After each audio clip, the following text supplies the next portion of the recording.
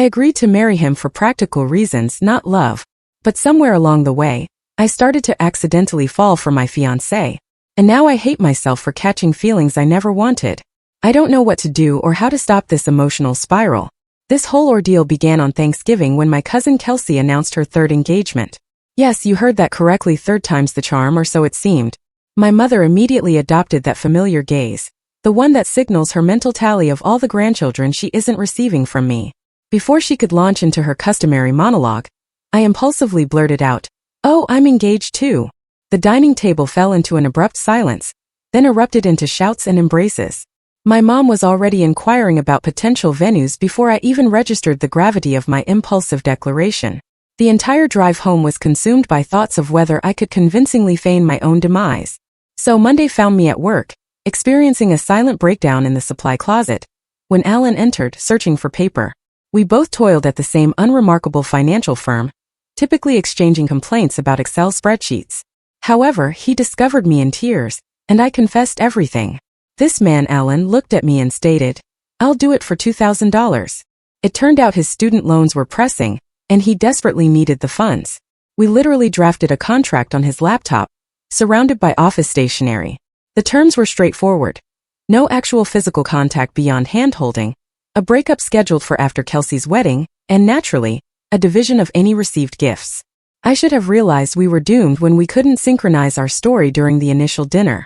He claimed we met at a coffee shop, while I insisted on a work conference. My sister, Amy, instantly detected the deception. My mother, embracing full wedding planner mode, dragged us to venues far beyond my financial reach. I maxed out my credit card on deposits, feigning interest in floral arrangements. At one location they inquired about our first dance song, and Alan, in a moment of panic, blurted, "Don't stop believin'." I wished the ground would swallow me whole. But then, he grasped my hand and spun an elaborate tale about never ceasing to believe we'd find each other, even moving the wedding coordinator to tears. His mother discovered our charade in week 3. She called during our fake date night, which was actually just us consuming takeout at the office. She began weeping about grandchildren, and Alan looked as though he'd been struck. That's when he confided that his ex, Priya, had betrayed him with his best friend, causing him to essentially abandon the concept of relationships altogether. Yet something began to shift. He started bringing me coffee without being asked. I'd send him silly memes at midnight. We effortlessly dominated everyone at couples game night. My father later pulled me aside, remarking he'd never witnessed me appear so at ease with anyone, and I felt utterly terrible. My therapist consistently labeled it self-sabotage, and I thought, yes, thank you for that groundbreaking revelation. My nephew's birthday party was challenging. Andrew persistently made snide remarks about my sudden engagement, and Alan swiftly silenced him. Later, I observed him pushing my nephew on the swings, inventing intricate stories, and I had to depart because it felt too real. When his ex texted, wanting to converse, he immediately showed me, and we both pretended it was inconsequential, but I noticed his hands trembling. My mother called that evening, joyfully crying about both her daughters finding love, and I actually vomited after we hung up. The guilt was consuming me. We had established an elaborate system. Shared calendars, joint accounts, and fabricated photos that appeared more authentic than most genuine couples. My other cousin cornered me at Kelsey's shower and commented that Alan gazed at me as if I were his entire universe. I dismissed it with a laugh but found myself struggling to breathe afterward. 3 weeks before the wedding we attended a cake tasting, and they inquired about children. I completely lost control, openly weeping right there over the choice between vanilla and chocolate. Alan held my hand and explained to them that we were simply emotional, and I realized I wasn't crying about the deception anymore. He called that night, stating he couldn't continue. He said that pretending to care for me was making him acknowledge how much he longed for something genuine.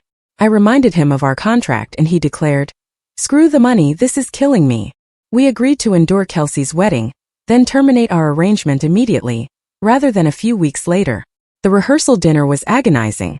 Everyone kept raising toasts about love and forever, while Alan smiled as if it caused him physical pain.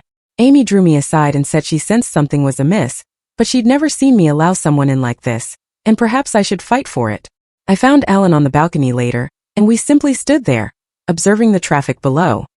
He inquired if I ever considered what might have transpired had we met outside of work. I replied yes, which undeniably violated Section 3 of our contract concerning hypotheticals. I went to bed with absolutely no idea what to do. On the wedding day, the reception hall doors opened, and I stepped inside, my heart pounding against my ribs. The room shimmered with fairy lights and white roses, packed with relatives I'd been deceiving for months.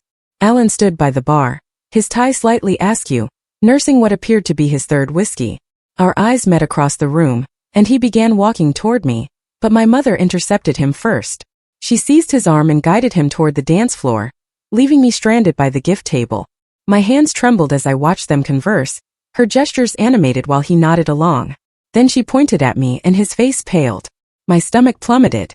Mom marched over, her expression unreadable. She took my elbow and led me through the crowd, past cousins taking selfies and Uncle Jerry performing his dreadful robot dance. We ended up in the hotel's side parlor, empty save for overflow chairs and a wilting centerpiece. "Sit," she commanded, closing the door behind us. I sank into a chair, my dress bunching awkwardly around my knees. She paced in front of me, her heels clicking on the hardwood floor. The silence stretched until I longed to scream. "I know," she finally said. My mouth went dry. "Know what?" "About you and Alan. That it's fake." She ceased pacing and faced me. "I've known for months." The room tilted. I gripped the chair arms, attempting to process her words. "How?" "I called his office in January. Wanted to surprise you both with lunch reservations." Her voice cracked. His coworker answered and said Alan wasn't there, that he was probably at home since you two weren't really dating anyway. Tears welled in my eyes. All those months of elaborate deceptions, the stress, the guilt, and she had known the entire time. I braced myself for the explosion, the disappointment, the lecture about honesty and family values. Instead, she collapsed into the chair beside me and began to weep. "Mom." I reached for her hand, but she pulled away, covering her face. "My mother died when I was 32, she said through her fingers. "Brain aneurysm." One day she was planning my sister's baby shower. The next she was gone. I had heard this story before, but never like this, never with her voice breaking on every word. She never saw me get married, never met her grandchildren, never got to see me happy. Mom dropped her hands, mascara streaking down her cheeks. "And I'm terrified, Angelica. Terrified that something will happen to me before I see you truly happy." My chest tightened. "Mom, you're healthy, nothing's going to." That's what I thought about my mother. She grabbed my hand, squeezing too tightly. "I push you because I'm scared. Every birthday, every holiday, I think about how many I might have left, how many chances to see you find someone who loves you the way you deserve." The tears came then, hot and uncontrollable. She pulled me into a hug that smelled of her signature perfume and hairspray. We sat there crying while the reception music thumped through the walls. "I'm sorry," I whispered into her shoulder. "I'm so sorry for lying. I'm sorry for pushing so hard you felt you had to." She pulled back, cupping my face. "But honey, that boy out there, the way he looks at you isn't fake." Before I could respond, the door burst open. Alan stood there, breathing heavily, his face flushed. "I need to talk to you," he said. "Right now." Mom squeezed my shoulder and departed, closing the door behind her. Alan paced the same path she had, running his hands through his hair. "What's wrong?" I asked, though everything felt wrong. He stopped and faced me. "I got a job offer. Seattle. Senior analyst position with a signing bonus that would eliminate my loans." The word struck like physical blows. Seattle. 3,000 miles away. Of course this would happen now. That's great," I managed. "Is it?" He laughed, but it sounded fractured. "Because I've been staring at the offer letter for 3 days, and all I can think about is how I don't want to leave." "Your loans?" "Screw the loans." He dropped into Mom's vacated chair. "I've been telling myself this whole thing was about money, but that's bull. I could have found other ways to pay them." My heart raced. "Then why?" "Because I'm an idiot who needed an excuse to spend time with you." He met my eyes. "Because after Priya, I convinced myself I was done with relationships. But then you cried in that supply closet and asked me to be your fake boyfriend, and I thought, here's a way to be close to someone without the risk. Except there's no such thing as fake feelings, is there? Every dinner with your parents, every ridiculous wedding venue, every time you held my hand, I fell a little harder." He stood abruptly.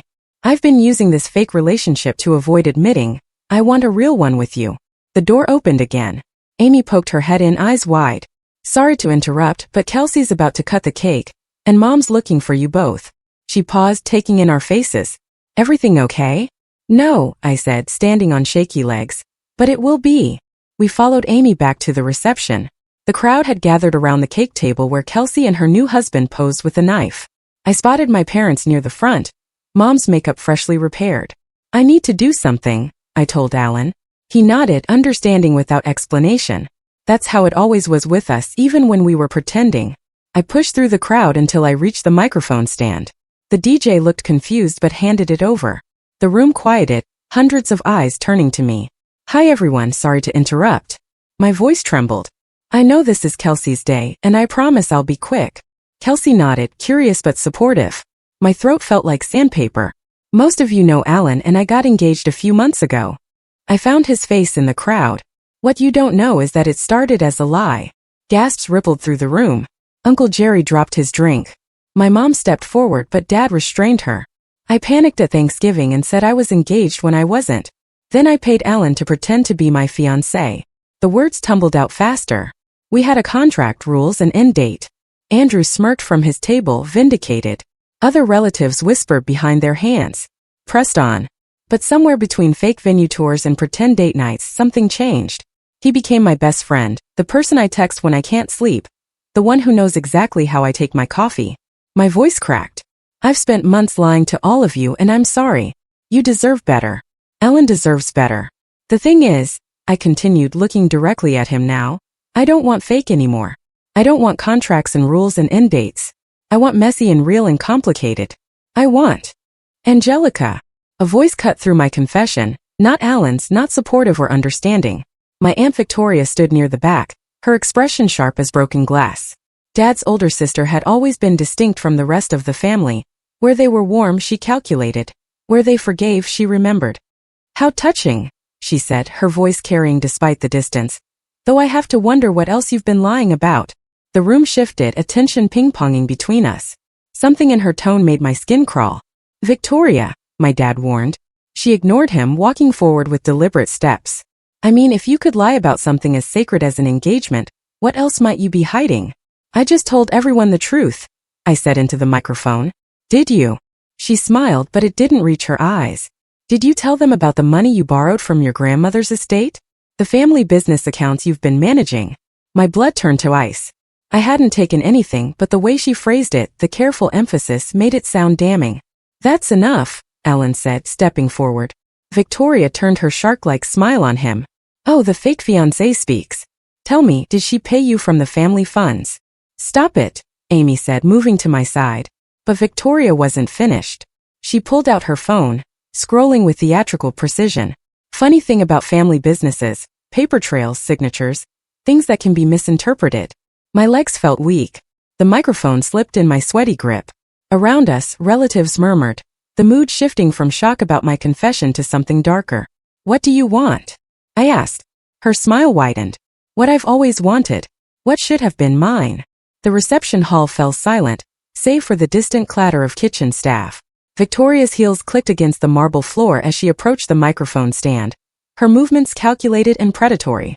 The family business, she continued, holding up her phone like evidence. The one your father built from nothing. The one that should have gone to the eldest child.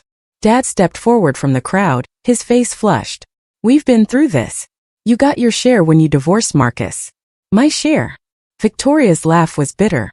20% while you kept controlling interest, while your precious daughters get positions they never earned.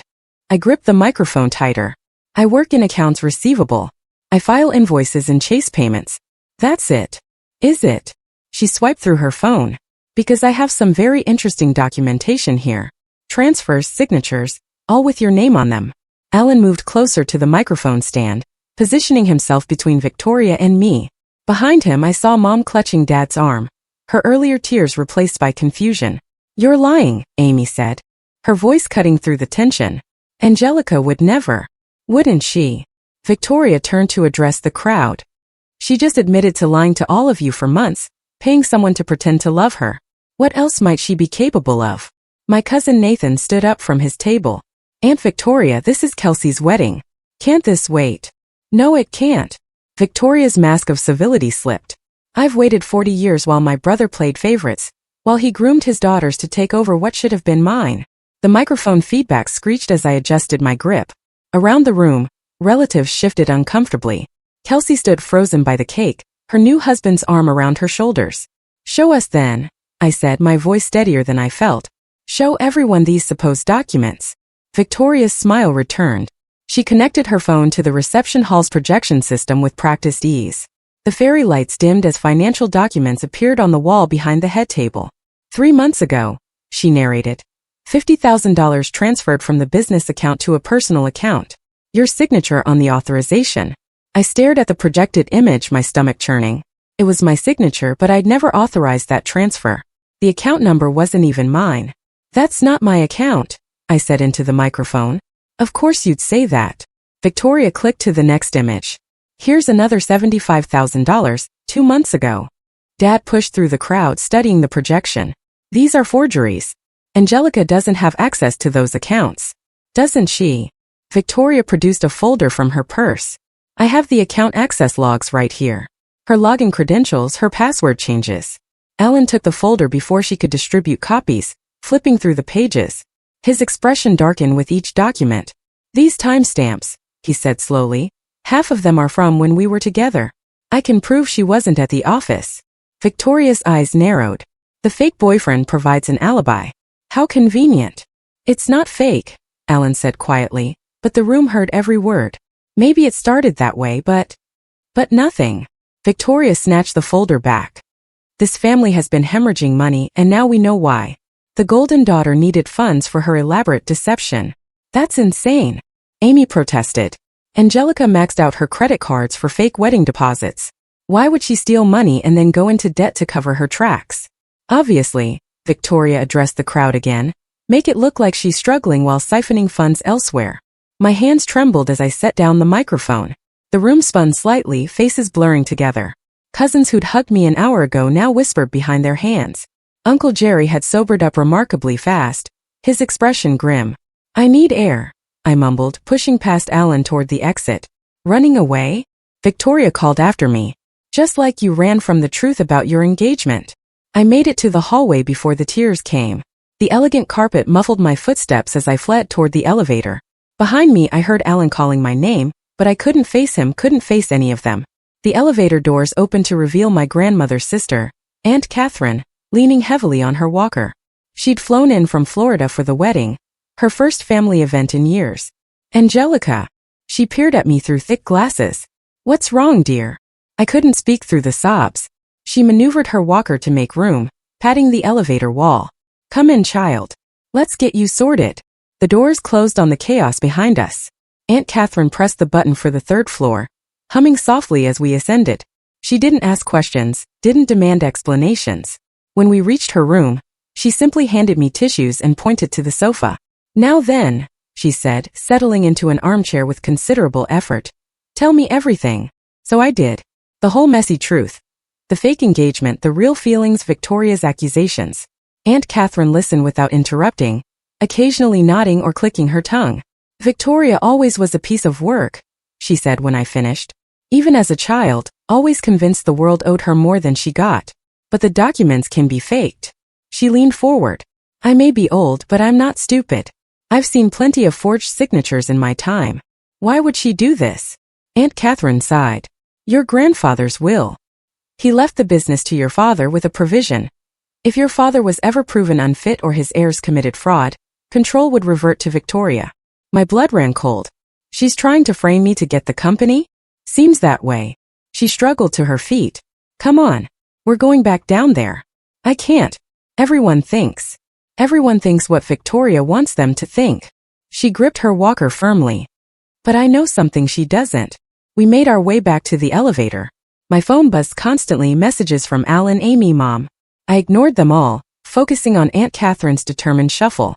The reception hall had descended into chaos when we returned. Families clustered in defensive groups, voices raised in accusation and defense. Victoria held court near the projection screen, distributing copies of her evidence to anyone who'd take them. There she is, someone shouted, and heads turned our way. Alan appeared at my elbow immediately. Are you okay? I've been looking everywhere. I'm fine, I lied, then noticed his sleeve. Is that blood? Andrew took a swing at me. He touched his split lip gingerly. Said I was part of your scam. Enough. Aunt Catherine's voice carried, surprising authority for someone her age. She made her way to the microphone stand, walker clicking against the floor. All of you sit down and shut up. The room stilled. Even Victoria paused mid-gesture, papers clutched in her manicured hands. I've been watching this family tear itself apart for decades, Aunt Catherine continued. Always fighting over money, position, who got what. Well, I'm done staying quiet. She reached into her purse, pulling out a manila envelope. Victoria dear, you might want to sit down for this. I don't take orders from the woman who holds your divorce settlement papers. Aunt Catherine smiled sweetly. The real ones, I mean. Not the version you filed with the court. Victoria's face drained of color. You're bluffing. Am I? She opened the envelope. Marcus sent these to me before he died. Seems he felt guilty about helping you hide assets during your divorce. Helping you claim poverty while squirreling away millions. That's a lie. Is it? Aunt Catherine pulled out a document. Bank statements from the Cayman Islands, signed by you and Marcus, dated during your divorce proceedings, when you claimed to be destitute. Dad stepped forward studying the papers. His expression shifted from confusion to rage. You hid $3 million? I gave you a settlement based on false information. It's not what it looks like. Victoria stammered. Funny, Amy said coldly. That's what you wouldn't let Angelica say. Aunt Catherine wasn't finished. There's more. Seems Victoria has been accessing the company systems after hours, not to check on finances, but to create false records. You can't prove that. Victoria snapped. Actually, I can. Alan stepped forward, holding up his phone. I had a friend in IT security run a trace on those forged documents. The metadata shows they were created last week, not months ago. All from an IP address registered to Victoria's home. The room erupted. Relatives who'd been suspicious of me turned their anger on Victoria. She backed away from the crowd, her carefully constructed attack crumbling. You don't understand, she said desperately. I deserve that company. I'm the oldest. It should have been mine. You got exactly what you deserved, Dad said quietly. A fair share, which you apparently supplemented through fraud. Victoria's eyes darted around the room, looking for allies and finding none. Even her own children stepped away, shock and disappointment clear on their faces. This isn't over, she hissed, grabbing her purse. I'll sue.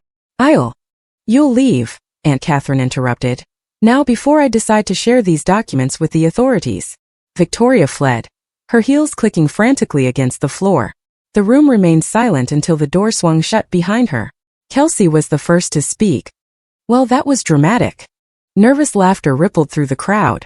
She walked over to where I stood, still clutching Alan's arm for support. I'm so sorry, I started.